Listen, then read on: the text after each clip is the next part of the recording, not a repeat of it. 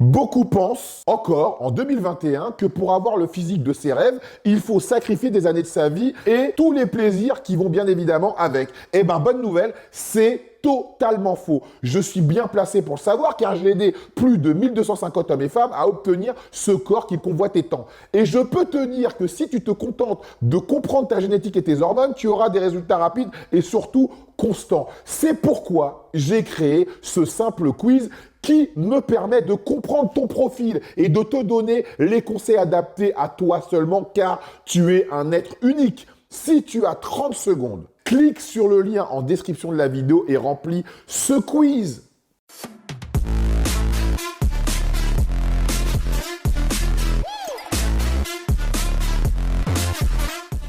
Les amis, vous me l'avez demandé, je suis à l'écoute de ma communauté et de toutes les personnes qui me réclament des sujets, surtout des sujets qui ont attrait avec le dopage. Donc là, nous allons parler du dopage dans le CrossFit. Mais avant cela, deux choses.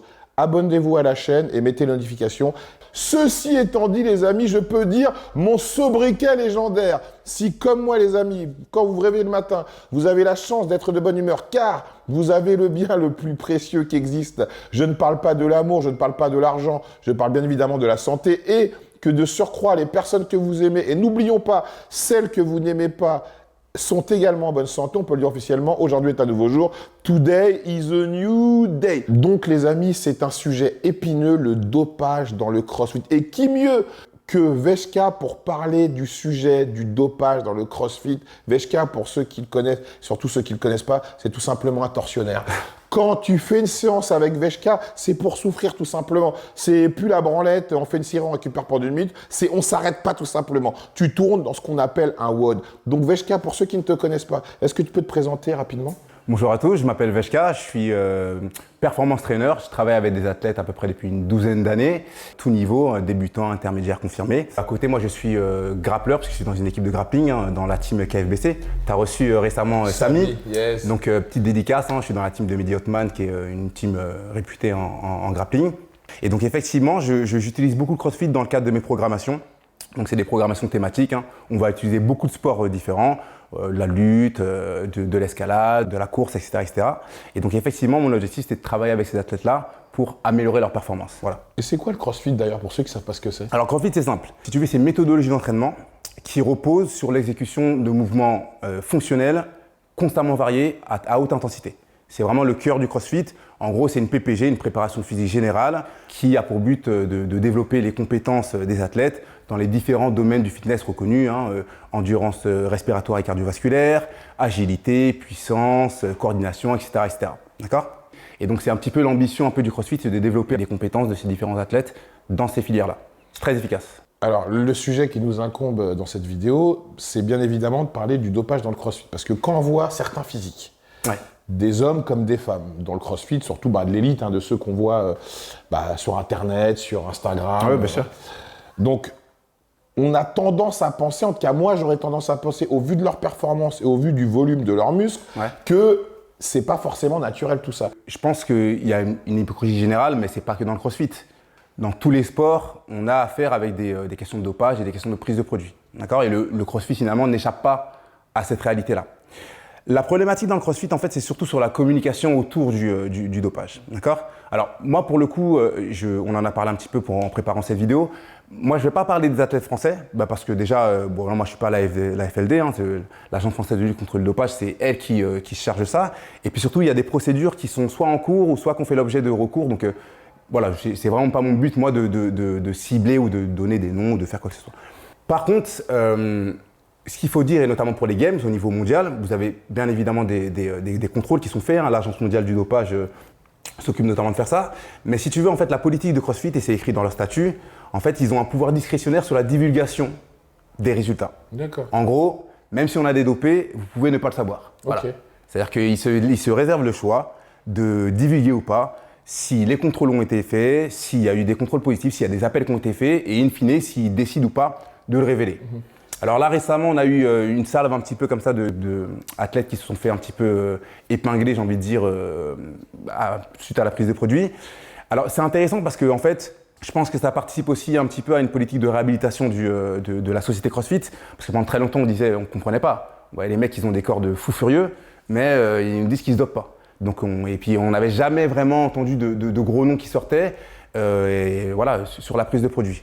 Récemment, là, notamment sur les derniers games, enfin les avant-derniers, c'est 2019, on a une série d'athlètes qui sont fait attraper voilà, sur des produits. Et pour le coup, effectivement, la société CrossFit a communiqué sur ces éléments-là et a suspendu les différents Donc athlètes. tu peux nous citer des noms, bah, moi c'est des noms que je connais pas, mais c'est une grosse personnalité du CrossFit. Bien sûr. Gabor Torok, 30 ans, je crois 1m74 et 84 kg. Il est 48e mondial. Effectivement, il s'est fait épingler comme ayant pris du stanozol et du clomifène. D'accord, ok. Donc voilà. On a aussi Marion Valkenburg, pareil aussi, qui a été attrapé aussi avec du stanozol. Et Ricky Garard, qui s'est fait attraper avec testolone et endurobol. Voilà. Et donc la question que les gens vont se poser, et que je me pose également, c'est que tu nous as dit que la société CrossFit avait dans ses statuts le pouvoir de ne pas divulguer des noms quand ils sont contrôlés positivement au dopage. Donc la question qu'on se pose, c'est pourquoi ils ont lâché ces noms-là alors qu'ils ont la possibilité de ne pas le dire. Oui, c'est vrai. Je pense que déjà, en fait, l'idée, c'est aussi de travailler un petit peu sur une politique de réhabilitation. Parce que pendant très longtemps, en fait, le CrossFit était aussi beaucoup critiqué. Alors, je dis le CrossFit, mais c'est surtout les Games. Parce qu'il faut bien comprendre que les CrossFit Games, c'est un peu le Super Bowl du CrossFit. Voilà, des athlètes, c'est vraiment du très très haut niveau de CrossFit. Et effectivement, la critique qui revenait un petit peu souvent, c'était qu'en fait, on n'avait jamais de retour et on n'avait jamais de cas vraiment qui s'était fait attraper effectivement avec des produits.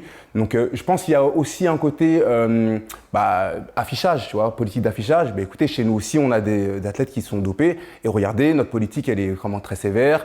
On les exclut pendant 4 ans, voilà, et puis ils sont exposés. Donc, il y a aussi un petit peu ça parce que pendant un petit moment, il y avait certains athlètes qui avaient été dont le nom avait été sorti, je crois que c'était 2018, il y avait à peu près 14 athlètes qui avaient été épinglés, mais ce n'était pas des athlètes qui étaient très connus, ce n'était pas dans les top athlètes. Là, on est vraiment sur des profils qui sont un petit peu plus connus et puis surtout qui renvoient en fait vraiment une image pour la société CrossFit, c'est écoutez, voilà, dans nos rangs, on a des dopés, mais on fait le ménage. Et quelle est la sanction que ces personnes encourent quand ils sont contrôlés positivement ? Auprès de la société CrossFit, c'est la suspension, c'est le risque de suspension. Après, je pense qu'il y a un peu des conséquences en termes de partenariat, parce que forcément, j'imagine qu'il y a certaines marques qui vont dénoncer un petit peu le contrat avec l'athlète qui est concerné. Mais on va dire que bon, c'est un petit peu tout ce qui risque, quoi. Donc voilà. Et puis après, il faut dire aussi, encore une fois, qu'on est dans cette idée de contrôle un peu de son image. Je pense que si des gros athlètes, les stars un peu du CrossFit, je sais pas, les Fraser, les Toomey, étaient attrapés avec des produits, je suis pas sûr qu'on divulguerait leur nom. Parce qu'il faut bien comprendre qu'avant tout, c'est une marque aussi, le CrossFit. Et voilà, il faut quand même montrer que le sport, il est clean et qu'on a des athlètes qui soient pas forcément, qui soient pas chargés, quoi. Là, tu nous as parlé de l'élite du CrossFit, donc il est évident que quand on atteint ce genre de niveau, c'est cohérent, on va dire. On peut comprendre que les gens se dopent, mais qu'en est-il des amateurs ou tout simplement des gens qu'on voit dans les box ici et là qu'on peut fréquenter ? Bien sûr. Alors déjà, je voudrais dire que Rich Froning, par exemple, c'est un peu le Michael Jordan du CrossFit. Lui, par exemple, il expliquait que parfois, pour des préparations, notamment aux Games, il s'entraînait 7 fois par jour. Tu vois ? 7 fois par jour ? 7 fois par jour. Tu vois, donc c'est quand même des grosses doses d'entraînement. Oui, puis voilà, c'est des entraînements vraiment très très difficiles. D'ailleurs, il arrête sa carrière 2015, notamment parce que les entraînements sont devenus vraiment très difficiles et que la préparation lui coûte aussi beaucoup. Mais effectivement, tu vois Matt Chan, Rich Froning, Jason Khalifa, tu les vois sur la photo, les trois, c'est des Avengers, les mecs. Ils sont vraiment des corps incroyables, tu vois. Donc ils ne sont jamais fait attraper vraiment. Mais c'est vrai que n'importe qui les regarde peut se poser des questions. Moi, ma position, ça, elle est simple, c'est que en fait, tu t'es pas fait attraper, il n'y a aucune raison qu'on te suspecte de quoi que ce soit. Après, bien évidemment, les spécialistes et les gens qui ont l'habitude de prendre des produits, ils savent à l'œil nu reconnaître, pas besoin de test, à peu près, voilà, les gens ont compris des choses. Mais bon, on va dire peut-être le trou dans la raquette qui existe quand même sur le point de vue de contrôle, parce que même s'il y a des contrôles, les contrôles ne sont pas forcément très fréquents et puis en plus ils ne sont pas généralisés sur le circuit des sportifs, donc on peut passer entre les mailles du filet. Et maintenant, effectivement, ce qu'on remarque aussi, pour répondre aussi à ta question sur le côté amateur, c'est que même chez les amateurs, on a beaucoup de prises de produits, notamment chez les crossfitters. Mais j'ai envie de te dire, c'est quelque chose qu'on retrouve aussi dans le body, dans des salles de musculation classiques. C'est-à-dire qu'en fait, il y a une course aussi à être toujours le plus musclé, à être le plus fit et surtout à être instagrammable, entre guillemets. Et toi, tu as connu des gens personnellement dans le CrossFit qui se dopaient ? Alors oui, je ne vais pas te donner de nom, mais oui, alors, j'ai connu des compétiteurs et qui d'ailleurs sont toujours sur le circuit notamment, mais aussi même des athlètes moi, qui viennent me voir pour travailler aussi avec moi. Moi, je ne suis pas du tout un préparateur, le dopage, je n'y connais pas plus que ça, d'accord ? Donc, j'ai pas vraiment de conseils et de conseils à leur donner par rapport à ça. Ce que je peux te dire, moi, de ce que j'ai vu, c'est plutôt la cure un petit peu type d'un crossfitter, de ce que j'ai pu voir qui revient. Ouais, Bon, il y a une forte dominante quand même avec, pour la GH, hein, l'hormone de croissance. Après, ça va être turinabol, beaucoup, boldenone, et puis bien évidemment la testo selon toutes ses formes. Mais l'idée, c'est aussi de rester un petit peu athlétique. Donc, je pense les gars et les filles aussi, parce que chez les filles aussi, on a aussi pas mal de prises de produits. Hein. À Navarre, ça marche très fort chez les filles. Et donc, effectivement, il y a ce côté un petit peu, mieux paraître et poser devant les photos, etc., etc. Mais donc, par rapport à un bodybuilder qui a un souci d'esthétisme quand il prend des produits, le crossfitter, il va prendre des produits pour quelle raison? C'est quoi son but premier? Tu as plusieurs types d'athlètes sur cette question-là. Tu as des athlètes qui vont prendre des produits pour améliorer leur performance. C'est-à-dire des gars, ils sont compétiteurs et puis ils ont besoin de produits. Ils s'entraînent, 7-8 fois par semaine, des grosses charges, etc., etc. Ils ont besoin d'avoir quelque chose qui va les aider un petit peu dans leur performance. On a à peu près ces profils-là. Mais on a aussi des profils beaucoup plus amateurs, en fait, qui font du crossfit, qui font un petit peu de sport de temps en temps et qui souhaitent prendre des produits parce que ils se sentent pas bien dans leur peau et puis qui souhaitent tout simplement en fait être plus musclés ou plus fit. D'accord? Donc on a à peu près ces profils-là. Sur les produits, ça va être différent. Alors on va dire les athlètes professionnels, j'ai envie de te dire, en tout cas les compétiteurs, j'ai plutôt l'habitude de les voir moi sur des produits type turinabol, Boldé, des trucs comme ça. Et GH aussi. Les amateurs, on est sur de la testo classique, on est aussi sur parfois de la GH quand les gens ont les moyens, mais on est à peu près sur les mêmes produits qu'on retrouve dans le body ou dans les salles de musculation classiques. Il n'y a pas vraiment de grosses différences. Peut-être que les crossfitters ne vont pas forcément toucher à des gros produits comme la traîne ou ce genre de choses-là, parce que ça ne va pas forcément avec leur pratique du fitness, mais c'est à peu près les mêmes réalités qu'on a dans le body et aussi dans le crossfit. Mais donc on peut dire que le dopage est induit par la pratique du haut niveau, parce que comme tu nous l'as expliqué tout à l'heure, quelqu'un qui fait partie de l'élite du CrossFit s'entraîne jusqu'à 7 fois par jour, c'est énorme. C'est notre galaxie. Non mais ça veut dire que en fait, ce mec-là, il prend juste des stéros, juste déjà pour pouvoir s'entraîner et pour pouvoir supporter une charge de travail. Et malgré les stéroïdes, je te le dis, moi, comprends, faut s'encaisser cet entraînement. En plus, c'est cet entraînement musculaire. Ah oui, c'est l'entraînement où tu vas faire des gros lifts. Il y a une grosse préparation qui est derrière. Après, c'est vrai que c'est des grosses charges d'entraînement parce qu'en fait, la méthodologie d'entraînement, le CrossFit demande ça. Il faut que le gars il puisse sauter, il puisse monter à la corde, marcher sur les mains, courir vite, porter des charges lourdes, exécuter des mouvements olympiques. Bref, nager. Il y a du tir aussi maintenant sur cible. Donc, c'est vraiment une approche 100% fonctionnelle, d'accord? Et donc effectivement, c'est souvent le reproche qui est fait aux crossfitters et notamment au top niveau, on dit les mecs qui s'entraînent 7 fois par jour. Mon avis sur la question, est-ce qu'un être humain peut s'entraîner 7 fois par jour? Oui. Est-ce qu'il peut s'entraîner 7 fois par jour 2 semaines, 1 mois? Non.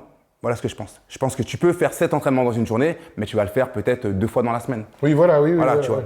Sauf que ces mecs-là, c'est quelque chose qui à l'approche des compétitions, c'est quelque chose qu'ils répètent, d'accord? Et ils se préparent pendant combien de temps pour une compète?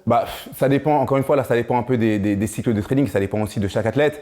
Mais par exemple, Rich Froning, il préparait, c'est 1 mois, 2 mois à l'avance, 3 mois, ça commence à être planifié. Après, en fait, si tu veux, c'est par gradation. Quand on lance le début de la préparation, en fait, on va monter en intensité à l'approche des compétitions aussi. Donc, c'est aussi très, très, très thématique. Hein. Donc, il y a un petit peu ça. Mais c'est hors sol pour des gens normaux. 7 entraînements par jour. Indépendamment de la logistique que ça demande pour la préparation, parce que ça, j'ai envie de te dire, c'est au final juste une question de temps. Il y a une question aussi d'envie, il y a une question aussi de capacité. Parce que souvent, en fait, on se dit, attends, moi, si j'avais le temps, si j'avais les produits, je serais comme eux. Je pense que même ces mecs-là, s'ils prenaient des produits et ils s'alignaient contre un mec comme Rich Froning qui ne prenait pas de produits, ils perdraient. Ouais. Tu vois le truc ou pas? C'est-à-dire qu'en fait, si tu veux, dans l'approche de la prise des produits pour ces mecs-là, en fait, c'est un complément. C'est pas vraiment quelque chose qui va faire tout le travail. Qui va être déterminant. Alors que chez les amateurs, c'est exactement l'inverse. D'accord, ok. Donc il y a un petit peu ce décalage-là qu'on remarque. Mais pour revenir au physique de l'élite du CrossFit, c'est un peu comme dans le bodybuilding, c'est ces gens-là qui vont être le fer de lance pour le public, pour l'individu lambda de la volonté de faire du crossfit. Donc, au-delà du fait de faire des performances comme Froning, on a également envie de lui ressembler physiquement. Oui. Est-ce que ça peut être l'une des raisons pour lesquelles le mec qui fait du crossfit, une fois qu'il comprend que pour avoir le physique de son idole, il faut qu'il prenne des produits, ça peut conduire les gens vers le dopage, tu crois? Bah, un peu aussi comme dans le body, hein, tu regardes des stars et tu as envie d'être comme Simon Panda, tu as envie d'être comme Ulysse, donc il y a aussi ce côté-là. Après, le truc, c'est que c'est particulier un petit peu dans le crossfit parce que vraiment, les top athlètes, c'est vraiment une catégorie particulière.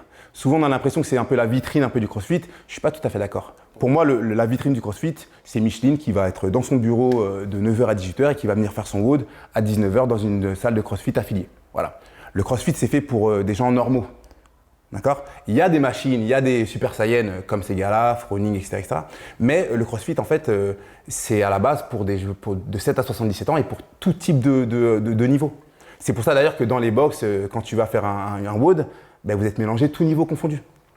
Et donc c'est vrai que moi, quand je pense au CrossFit, je ne pense pas aux Games. D'accord? Parce que c'est vraiment un autre univers. Le CrossFit, c'est toi qui vas venir te dépasser dans ta salle, qui va venir travailler, qui va venir transpirer dans une box, qui va apprendre des mouvements techniques. C'est ça en fait, qui va rentrer dans une certaine culture aussi. Certains diront des clans, mais voilà. C'est pas forcément l'objectif de ressembler à Froning ou de ressembler à Fraser ou de ressembler à ces mecs-là parce que en fait, c'est inatteignable en fait. Ok, donc en fait, si j'ai bien compris, ce qui est assez intéressant entre le fitness, le bodybuilding et le crossfit, c'est qu'en gros, quand quelqu'un fait du crossfit, même si l'élite le fait rêver, il sait très bien que au-delà des produits, c'est le travail. Oui.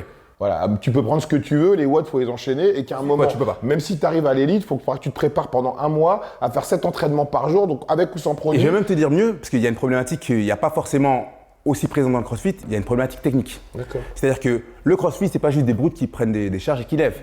Il y a vraiment un fond technique et une exigence technique, notamment quand il s'agit de faire de l'haltérophilie ou de lever des charges. Ça demande quand même une certaine technicité. Donc en fait, c'est pas simplement être balèze ou être une brute, il y a aussi vraiment une subtilité technique qui est fondamentale dans le CrossFit. D'ailleurs, en général, si tu veux en fait comment ça fonctionne un peu dans le CrossFit, c'est l'intensité, elle vient, mais elle vient parce que tu as d'abord des bonnes bases techniques et tu as une acquisition technique. Quand tu vas aller dans une box, avant de pouvoir faire tous les exercices, faire du snatch, faire ceci, faire cela, faire du clean, enfin bref, faire par exemple des mouvements olympiques avec des charges, en fait, tu vas les apprendre. En fait, c'est la répétition qui fait qu'au final, après, tu vas pouvoir te dépenser comme ça. Mais c'est jamais dans l'autre sens. Donc évidemment, quand tu vois un mec qui snatch à 160 kg et qui est comme ça, tu as envie de lui ressembler. Mais en fait, c'est juste une envie en fait, parce que ça demande vraiment beaucoup de travail. Je veux dire, tu peux être musclé comme tu veux, c'est pas sûr que tu arrives à snatcher, je sais pas moi, 100 kg ou même 80 kg, tu vois. Donc on peut dire que le crossfit, c'est un sport propre alors? Moi, je me méfie moi un petit peu des grandes phrases comme ça. De la même manière, tous dopés, pour moi, ça veut rien dire. Hein. Ça jette l'opprobre sur des athlètes qui font vraiment bien leur travail. Surtout qu'on a un bon réseau en France et on a un bon vivier d'athlètes. Moi, de ce que j'ai pu observer de mon grand âge, parce que j'ai 38 ans maintenant, c'est qu'en fait, si tu veux, l'arrivée du CrossFit, 2012, la première conférence de presse par la marque CrossFit, c'est 13 mars 2012, ils viennent, ils expliquent un petit peu qu'est-ce que c'est, etc. Quand le CrossFit arrive en France, les premiers dopés, entre guillemets, et qui allaient vers ça, c'était, si tu veux, pour essayer d'approcher les performances de certains crossfitters. Il y avait beaucoup ça. Pour devenir athlète, donc. C'est ça. La démocratisation de ce sport a renversé un petit peu les choses. C'est-à-dire que les mecs, maintenant qui se dopent, ils se dopent pas en se disant « moi un jour je vais être comme Froning ». Mais ils se dopent en se disant un jour j'aurai le corps de Froning. D'accord. Ce qui est complètement différent. On a une problématique esthétique plus, complète. plus que de performance. Complète. Et puis j'ai même envie de te dire, il y a une bonne majorité des gens qui viennent dans le CrossFit et c'est assumé, mais c'est normal. Hein, c'est une méthodologie d'entraînement qui est très efficace. Donc vraiment qui va te tracer très rapidement et qui va faire prendre de la force et de la masse très rapidement, notamment chez les mecs. Les mecs ils viennent sur ce sport-là pour aussi des raisons très esthétiques. Et au fur et à mesure de leur évolution, ils développent un peu des ambitions de performance, des choses comme ça. Mais il y a une grosse partie de gens qui viennent là, sachant très bien que effectivement, c'est esthétiquement que ça va être intéressant. Et notamment quand tu prends des produits. Voilà, je pense pas qu'il y a un mec qui prend un produit qui se dise que moi je vais un jour être plus fort que Fraser ou que Froning. Je pense pas, tu vois. Merci beaucoup, HK, d'avoir partagé ton expérience du CrossFit. Merci de m'avoir invité. D'avoir parlé du dopage également, sans forcément fustiger le CrossFit, mais juste en donnant ton point de vue, donc les bons côtés comme les mauvais, comme dans toutes les pratiques sportives. Donc j'espère que les personnes qui regardent cette vidéo, qui sont pratiquants de CrossFit, n'ont pas été vexées par ce que tu as pu dire du CrossFit, car dans toutes les pratiques sportives, comme dans la mienne ou même dans tous les métiers, il y a du bon, il y a du mauvais et il faut avoir l'honnêteté d'en parler et c'est ce qui fait avancer le schmilblick.